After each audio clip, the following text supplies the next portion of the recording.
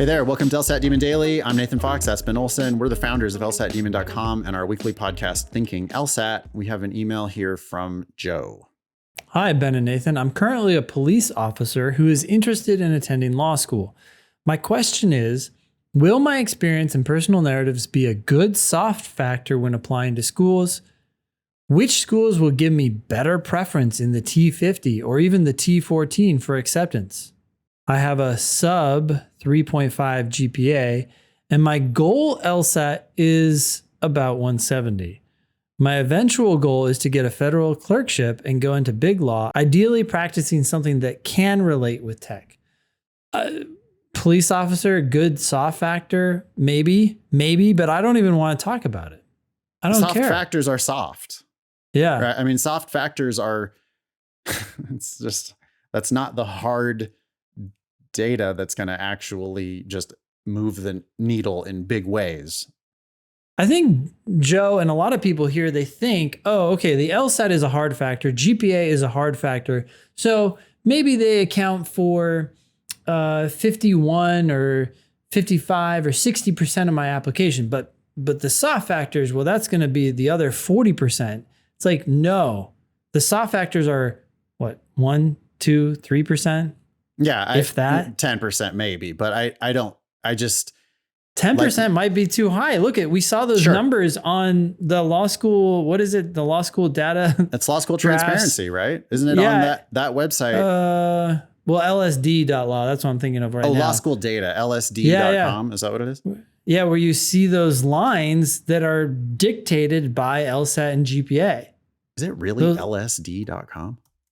Oh, no, it's LSD.law. LSD.com is a different thing. LSD.law, it has lots of, if you just go to LSD.law and you start looking at the school reports, they're under research, click on law schools. It looks like it gave me Harvard by default. But there's a drop down there where I can pick any law school in the country. It looks like. And if you look at those law schools, they have these graphs of who got admitted and what numbers they got admitted with. And when you look at any of the top, I mean, it's the majority of the top 100, I think, law schools. Yeah. That they start to have pretty dramatic vertical and horizontal lines in the chart, which indicates that they are just below a certain number, you're not getting admitted. And at that number, you are getting admitted. Yeah. Not every school is so much like that, but there are enough of them that it just really kind of puts the lie to this whole holistic applications thing. Yeah. Where do you think they got that idea though, that the applications were holistic and that these soft factors really mattered a lot? Where do you think they got that? That word is taken verbatim out of the law schools. It's mouths. The schools that sell that idea more than any other, I think. Why do the schools sell that idea, do you think?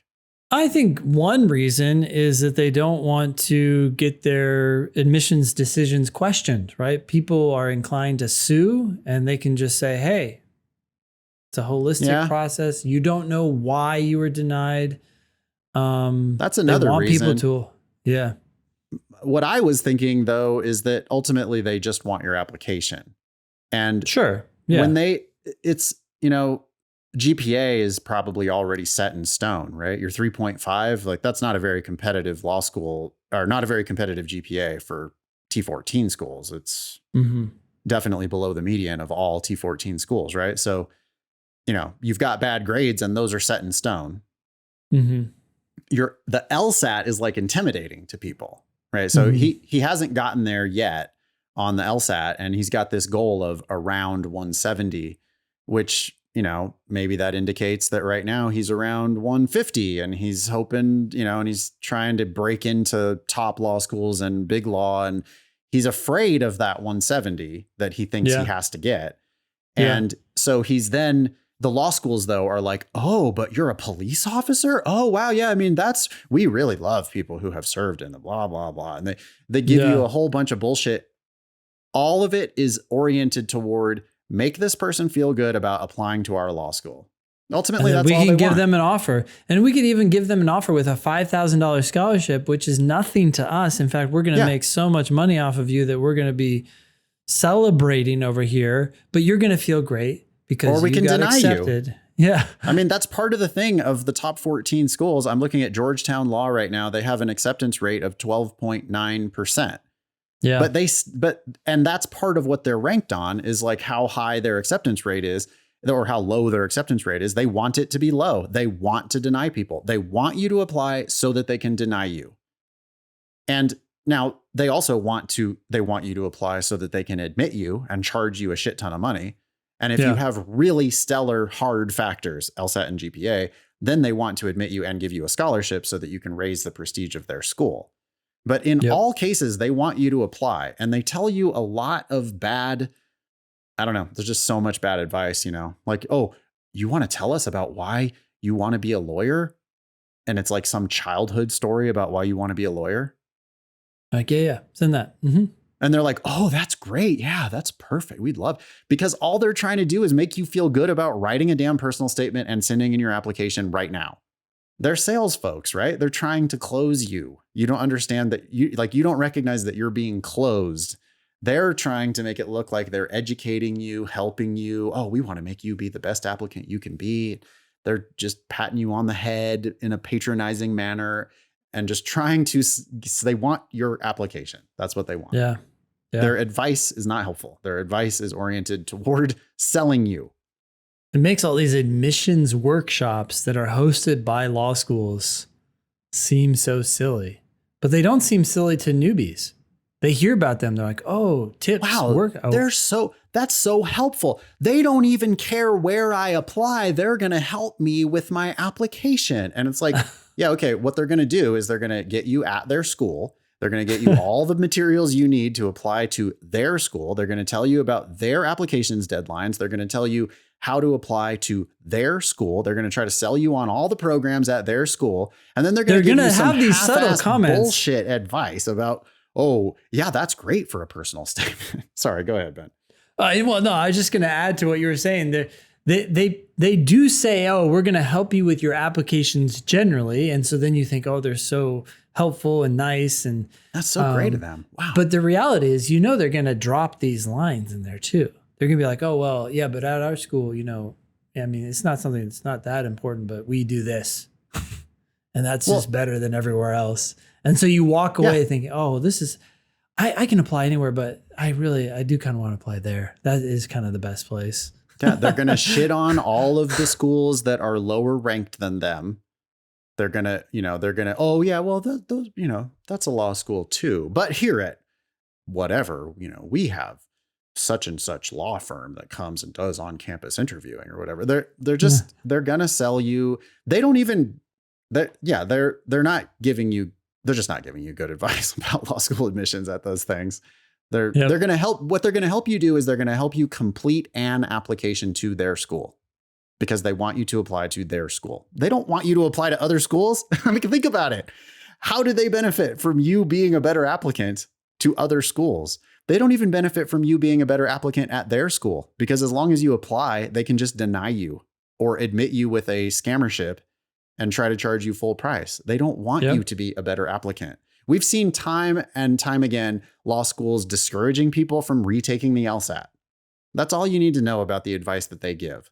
If they're telling people, oh, people don't really improve on the LSAT, so no, you've already got a score on record. I mean, you're almost at our median. And they just want you to apply right now so that they can charge you full price. Well, that's terrible advice. So I don't think you really need to listen to all the other bullshit they're telling you. Yep. Anyway, I don't even know that Joe has ever talked to a law school. This is only wild speculation that Joe got this these ideas about the soft factors from a law school. Yeah. Do you think law schools like cops? Why not? Hardworking. I don't think it hurts, but yeah, I mean, I would just think like that they would probably see cop and they would go, wow, that's law adjacent. Yep. You probably know lawyers, or I mean, you probably know how your police department interacts with the public defense or with the district attorney's office. Yes. Yep. And simply that is already kind of a feather in your cap. But I don't think it's a hell of a lot more than that. I don't think they're like, I've never heard anything about like cops make particularly great lawyers. Well, this is the problem with focusing on soft factors is Right. that, as you said, it's a feather in your cap. But what are they going to do? If you don't have the LSAT or you don't have the GPA, it's over. It's not like, oh, well, they're a cop, so I'm going to make a 10-point exception to my LSAT score. It doesn't work that way. That's the problem with soft factors. They don't matter, so stop thinking about them. Yeah. Joe, I think that, because that is Joe's question, right? That he's leading with is, I'm a cop. And is that going to be a good soft factor? And the answer is yes. And it doesn't matter at all. So stop thinking about it. Do the LSAT instead. I mean, you want to go into big law, dude? You want to go to the T50 or the T14 with a 3.5? Well, yeah, you need a 170 something. You need that to be you need it to be the best you can possibly get. And so really all of your attention should be poured into the LSAT rather than these, it's a feel good thing. It's like, I want to know if this is going to be a good soft factor for me. Yeah. Like, sure. And it counts for 1%. So what else you got? Because you got to work on the big ones. Yep. Cool. Thanks, Joe. Email daily@lsatdemon.com if you'd like to ask us a question or share some LSAT or law school admissions news. Thanks for listening.